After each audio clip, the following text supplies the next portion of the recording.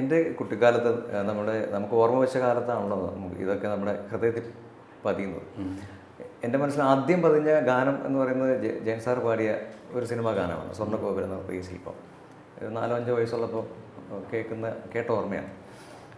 അതിനുശേഷം ഈ പറഞ്ഞ പോലെ ഇവരുടെയൊക്കെ മുൻപിൽ നമ്മൾ ഏകലവ്യന്മാരെ പോലെ സംഗീതം അഭ്യസിക്കുന്ന ഒരവസ്ഥയാണ് ഉണ്ടാകുന്നത്.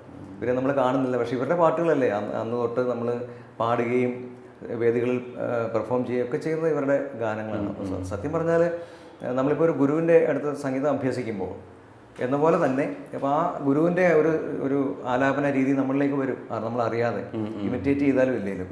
അത് തന്നെ ഇവിടെ സംഭവിക്കാറുണ്ട്. ഇപ്പോൾ ദാസ് സാറിൻ്റെ ആണെങ്കിലും SPBയുടെ ആണെങ്കിലും ജയ സാറിൻ്റെ ആണെങ്കിലും പാട്ടുകൾ നിരന്തരം നമ്മൾ പാടിക്കൊണ്ടിരിക്കുന്നതുകൊണ്ട് നമുക്ക് അവരുടെ ഒരു സിംഗിങ് അതങ്ങനെ തന്നെ റീപ്രൊഡ്യൂസ് ചെയ്യാനല്ലേ നമ്മൾ ശ്രമിക്കുന്നത്. അതുകൊണ്ട് തന്നെ ആ ഒരു ശൈലി വരാറുണ്ട്. ആയതുകൊണ്ട് തന്നെ ഞാൻ എന്നെക്കുറിച്ച് ചിന്തിക്കാറുള്ളത് ഞാൻ അത്തരത്തിൽ മൗലികതയുള്ള ഒരു ഗായകനായിട്ട് ഞാൻ എന്നെ കണ്ടിട്ടില്ല. അപ്പോൾ എൻ്റെതായിട്ടുള്ള ഒരു ശൈലി എന്നൊന്നും പറയാൻ അവകാശപ്പെടാനില്ല എന്നാണ്. അതുകൊണ്ട് തന്നെ എനിക്ക്